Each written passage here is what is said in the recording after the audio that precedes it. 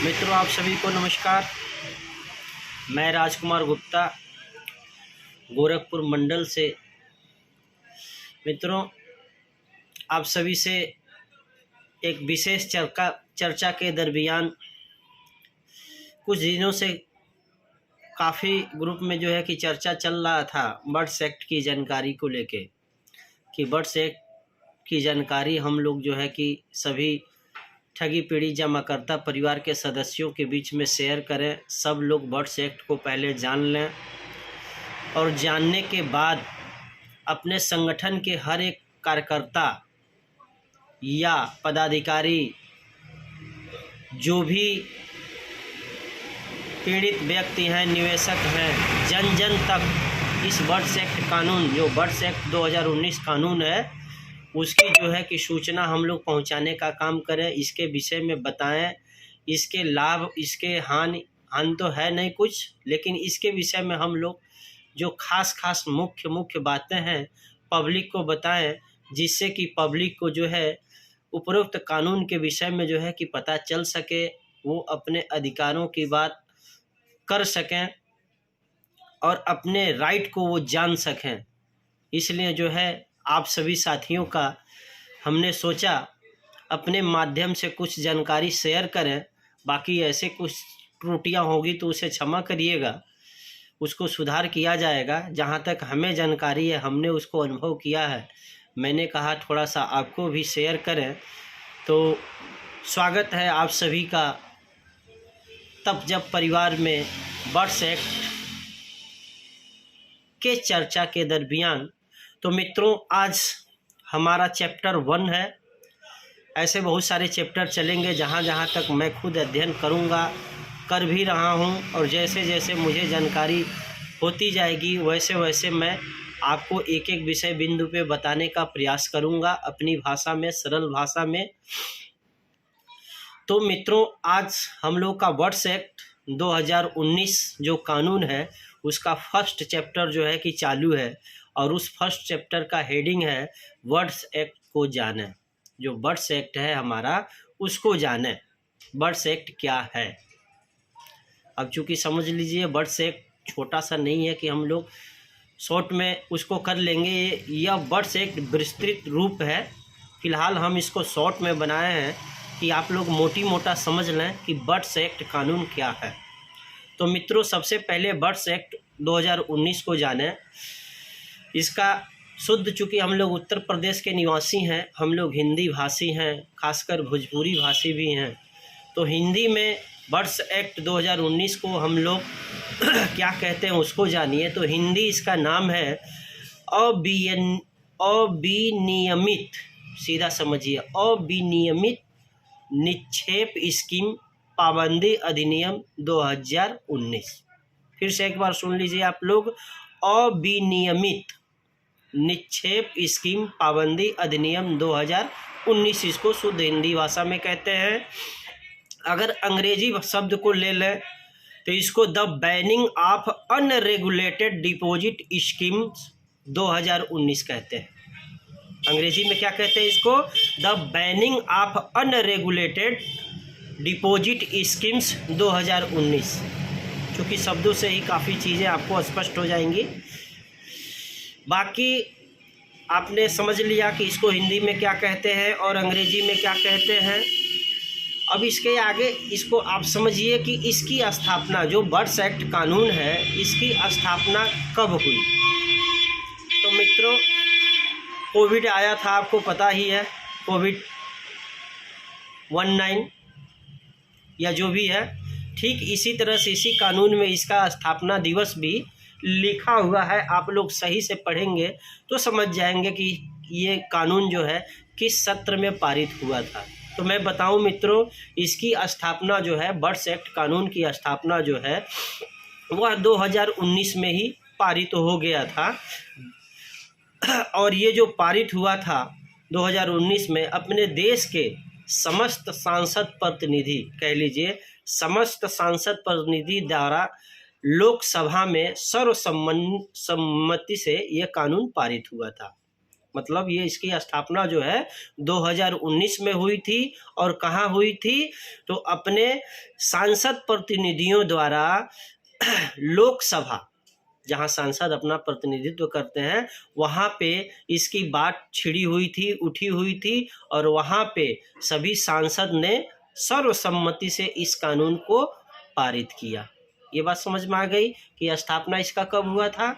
ठीक है मित्रों, इसके बाद कानून तो 2019 में पारित हो गया, लेकिन इसका गजट यानी जो भारत का राजपत्र होता है उसमें कोई भी कानून पारित होता है तो उसका एक गजट जो होता है निकलता है। तो इसका गजट कब निकला था उसको भी आप लोग को जानना जरूरी है। तो इस कानून का गजट जो है भारत का राजपत्र में जो है कि आपको कब निकला था, इसके विषय में आप जानिए। इस कानून का गजट जो है 12 फरवरी 2020 को नई दिल्ली से जारी हुआ था, और जारी जो हुआ था हिंदी भाषा में भी हुआ है, अंग्रेजी भाषा में भी हुआ है, और इसका गजट जो है 12 फरवरी दिन बुधवार का था, 2020 को जारी हुआ था। कंफर्म हो गया। तो इसका जो अधिसूचना जो होता है, गजट जो होता है, यह 12 फरवरी 2020 को जारी हुआ था मित्रों। तो इसको जान लिए आप लोग। इसके आगे समझिए कि इस कानून की विशेष बात, आखिर यह कानून की आवश्यकता क्यों पड़ी। देश में तो बहुत सारे कानून थे, इस कानून की जरूरत क्यों पड़ी, बर्ड्स एक्ट लाने की जरूरत क्या पड़ी, क्या ऐसी आपदा विपदा आ पड़ी, क्या ऐसी समस्या थी जो कि इस कानून को लाना जरूरी था। तो आप लोग इसको समझिए मित्रों। आप लोग समझ सकते हैं कि यह जो चिट फंड कंपनियों का कारोबार था, जो पोंजी स्कीम के नाम से हम लोग कहते थे, पहले इसको पोंजी स्कीम कहा जाता था, तो इस पे कोई सरकार का सख्त कानून नहीं था।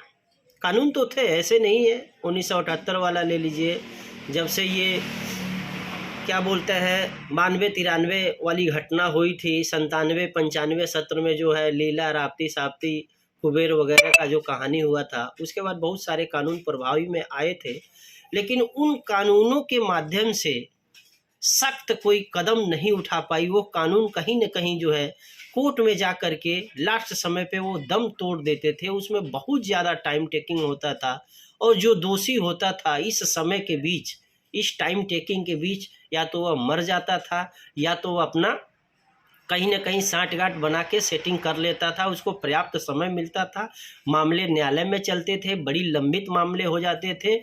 इसलिए जो है कि जो दोषी है, ठग है, आरोपित है, वह बच के निकल जाता था चंगुल से, वह पकड़ में नहीं आता था, और पीड़िता तब तक जो है कि वो ख़त्म हो जाता था कहानी उसका सही तरह से। मतलब समझिए ये मुट्ठा है ना, वो रेत की तरह से था। जब कानून ऐसे शिकंजा पकड़ता था तो एक मुट्ठा अगर जो रेत वो पकड़ता था, तो आप समझ सकते हैं एक मुट्ठा रेत को आप पकड़ेंगे इस मुट्ठे में तो कितना खोलेंगे तो।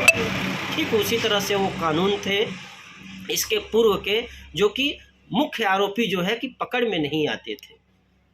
तो हर जगह घटनाएं हैं, चूँकि जो भी सांसद प्रतिनिधि हैं वह भी तो पहले आदमी ही हैं, इंसान ही हैं। तो उन लोगों ने इस मुद्दे को उठाया और आपस में चर्चा करके इस कानून को बनाने का काम किया कि ऐसा कानून बनाया जाए कि इसमें एक टाइम टेकिंग हो, एक समय पाबंद हो कि इतने समय में इस मामले को निपटा देना है। इसके लिए एक अलग डिपार्टमेंट होगा, इसके लिए एक अलग विभाग होगा जो केवल यही काम देखेगा। न्यायालय तो हर तरह के मामले देखता है, और न्यायालयों का हाल आप देख रहे हैं, न्यायालयों में कितनी फाइलें पड़ी हुई हैं, कितने मामले लंबित हैं। तो देश के जो सांसद प्रतिनिधि हमारे थे, इन सब समस्याओं से निजात दिलाने के लिए आम जनमानस को, आम पब्लिक को, इन्होंने जो है कि बर्ड्स एक्ट कानून की स्थापना की। और इस कानून के तहत छोटा से छोटा और बड़ा से बड़ा पोंजी स्कीम चलाने वाला, चाहे वह चिटफंड कंपनी हो, चाहे वह कोऑपरेटिव सोसाइटी हो या सोसाइटी हो, चाहे कोई फर्म हो, चाहे कोई कॉरपोरेशन हो, चाहे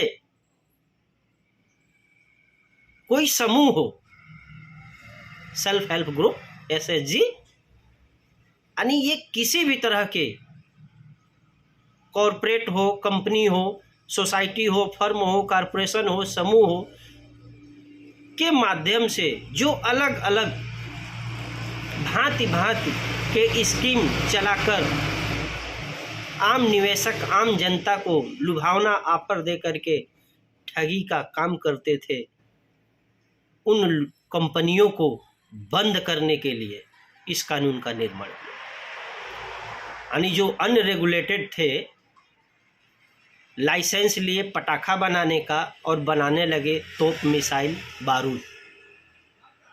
सरकार तो लाइसेंस दिया था कि भाई पटाखा बनाओ, पटाखा बनाने का आपने लाइसेंस ले लिया और यहाँ आके मिसाइल बनाने लगे, परमाणु बम बनाने लगे, इस टाइप का। फॉर एग्जांपल, आपने लाइसेंस लिया रियल इस्टेट का, लेकिन वाकई में जो है कि रियल इस्टेट का बिजनेस न करके आपने मनी सर्कुलेशन का, फंड रेजिंग का काम करना शुरू कर दिया, जो कि उसके विपरीत है। उस कानून के, उस रजिस्ट्रेशन के, उस लाइसेंस के, उस मेमोरेंडम के, नेचर ऑफ बिजनेस के विपरीत है।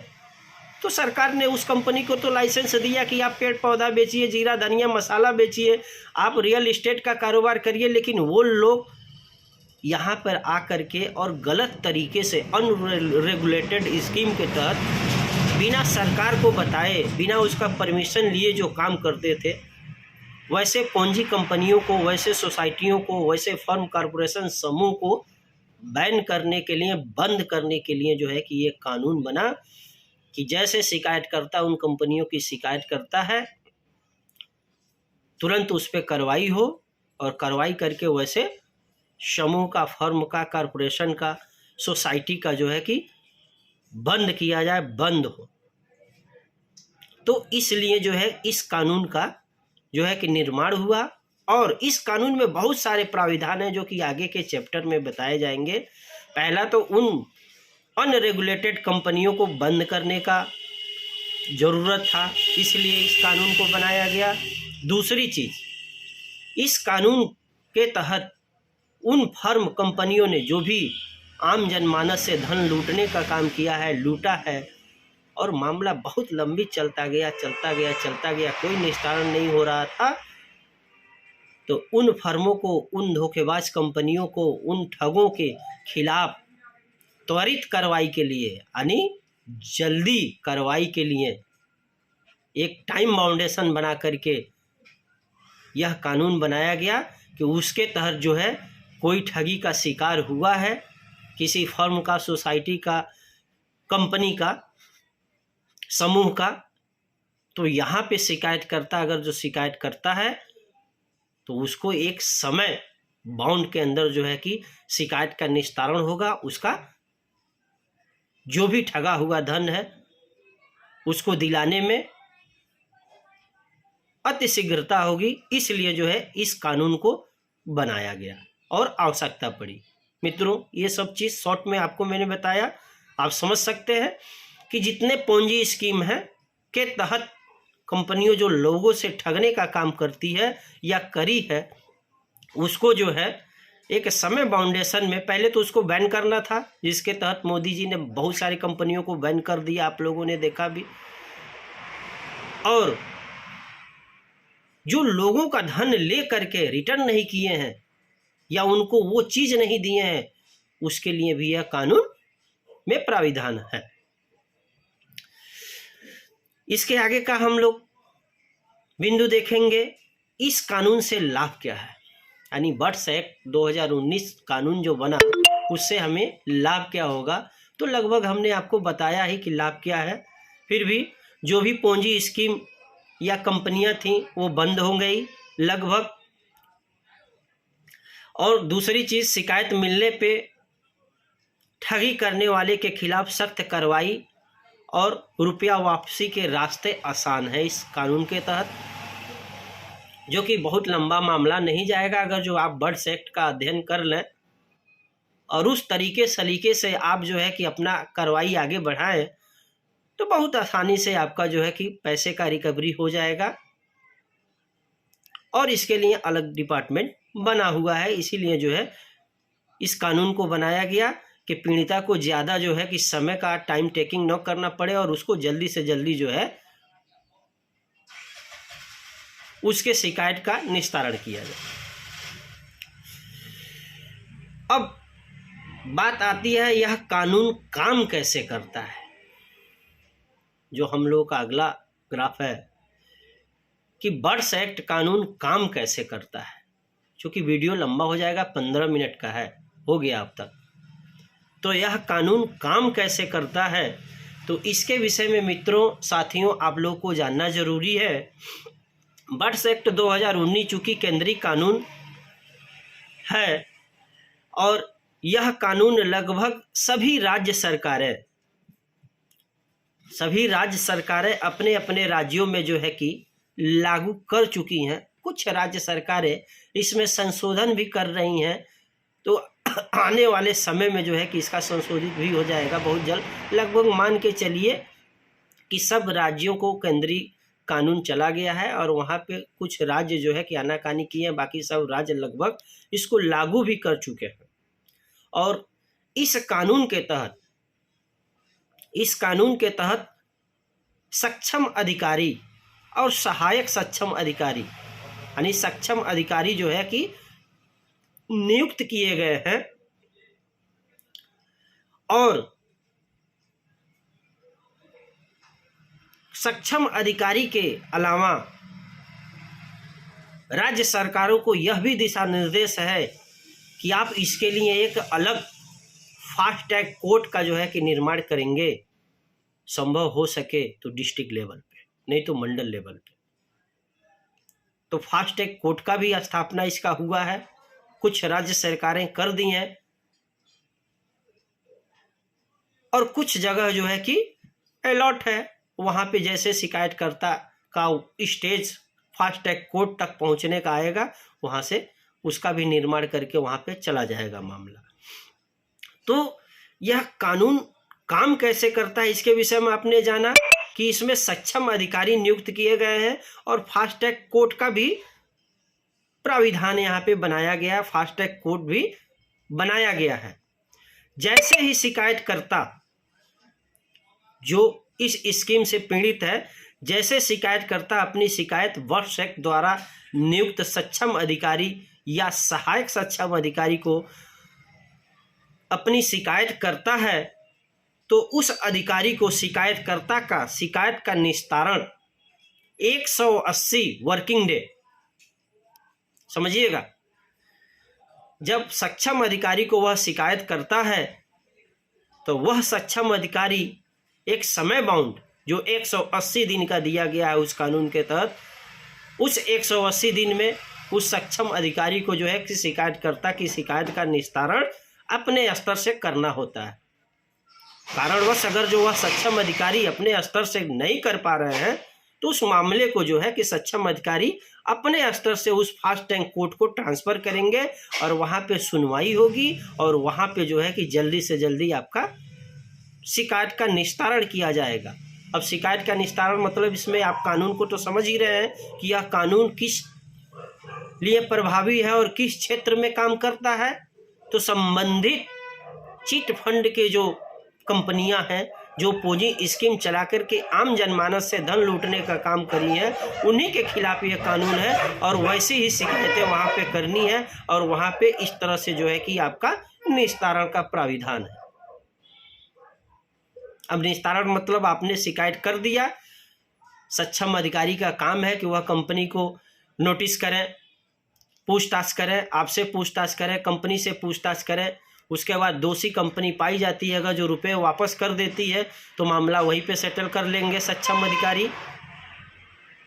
अगर जो कंपनी जो है कि आपका फंड, आपका जिस रूप में पैसा लूटा है, ठगा है, वह फर्म अगर जो सक्षम अधिकारी लेवल से आपका जो है कि काम नहीं बन पाता है तो सक्षम अधिकारी जो है कि उपरोक्त कंपनी के ऊपर FIR पंजीकृत करना, कंपनी के CMD को जो है कि गिरफ्तार करना, जेल भेजना, उसके जो भी प्रॉपर्टी हैं, डायरेक्टर के प्रॉपर्टी हैं, उसको जो है कि चिन्हित करना, उसको जो है कि अपने कब्जे में करना, सेल आउट करना, बिक्री करना, उसको भुगतान करना।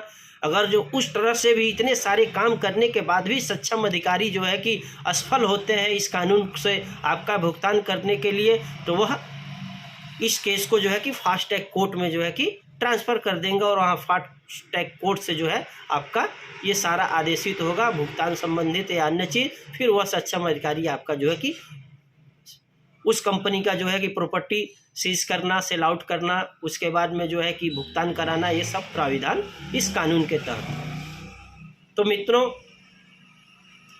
आपने जाना शॉर्टकट में कि वर्ड्स एक्ट क्या है और कैसे काम करता है, ये मैंने बताने का प्रयास किया। समय चूँकि 20 मिनट से ज़्यादा हो गया, तो फिलहाल इस चैप्टर को यही क्लोज करते हैं। और मित्रों, एक चीज़ और आपको हम बताना चाहते हैं कि बड़ी परिश्रम से यह जानकारी हम लोग जो है कि इकट्ठा करते हैं।